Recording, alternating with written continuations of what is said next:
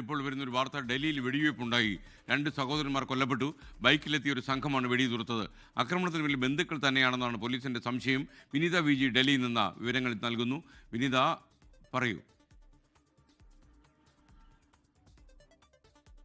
SK ഇന്ന് പുലർച്ചയോടുകൂടിയാണ് ഈ വെടിവെപ്പ് ഉണ്ടാവുന്നത്. പുലർച്ചെ 2 മണിയോടുകൂടി ബൈക്കിലെത്തിയ സംഘമാണ് വെടിയുതിർത്തതെന്നാണ് ഡൽഹി പോലീസ് പറയുന്നത്. 2 പേർ ഈ വെടിവെപ്പിൽ കൊല്ലപ്പെട്ടിട്ടുണ്ട്. 2 പേരും സഹോദരന്മാരാണ്. നദീം, ഫൈസൽ എന്നിവരാണ് കൊല്ലപ്പെട്ടത്. ഇവരെ ആശുപത്രിയിലേക്ക് എത്തിച്ചുവെങ്കിലും ജീവൻ രക്ഷിക്കാനായിരുന്നില്ല. ഏതാണ്ട് 40 റൗണ്ട് വെടിയുതിർത്തു എന്ന തരത്തിലുള്ള ചില വിവരങ്ങളൊക്കെ ദേശീയ മാധ്യമങ്ങളൊക്കെ തന്നെ റിപ്പോർട്ട് ചെയ്യുന്നുമുണ്ട്. ഏതാണെങ്കിലും ഈ സംഭവത്തിൽ പോലീസ് അന്വേഷണം ആരംഭിച്ചിരിക്കുകയാണ്. ഈ മരിച്ചവരുടെ ബന്ധുക്കൾ തന്നെയാണ് ഈ ആക്രമണത്തിന് പിന്നിലെന്നാണ് പോലീസ് സംശയിക്കുന്നത്. ഇവരെ കേന്ദ്രീകരിച്ചുകൊണ്ടുള്ള അന്വേഷണം ആരംഭിച്ചുവെന്നും ഈ വെടിവെപ്പുണ്ടായ മേഖലയിലെ ഡൽഹി ജഫ്രാബാദിലാണ് ഈ ആക്രമണം ഉണ്ടായത്. ഈ മേഖലയിൽ നിന്നുള്ള CCTV ദൃശ്യങ്ങളടക്കം പോലീസ് പരിശോധിക്കുന്നുണ്ട്.